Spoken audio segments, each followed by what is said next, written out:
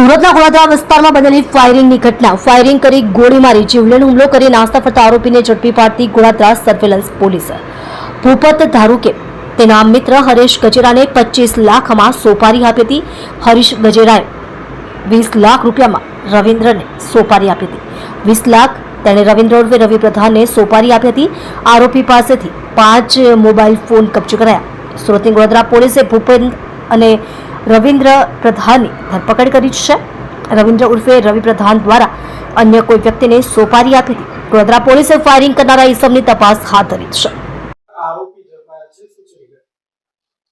Goladara police station વિસ્તારમાં થોડાક દિવસ પહેલા હત્યાના પ્રયાસનો એક બનાવ બન્યો હતો, જેમાં ભોગ બનનાર છે એને ગોળી વાગી હતી.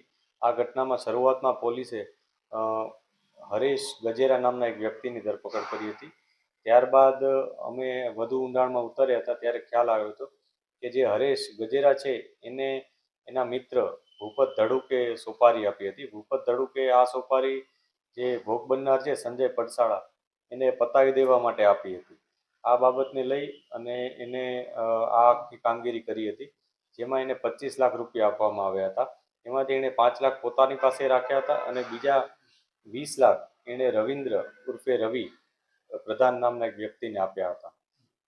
ત્યારબાદ પોલીસે આ બંને વ્યક્તિ ભૂપત ધડુક અને રવિન્દ્ર ઉર્ફે રવિ પ્રધાનને ધરપકડ કરી છે.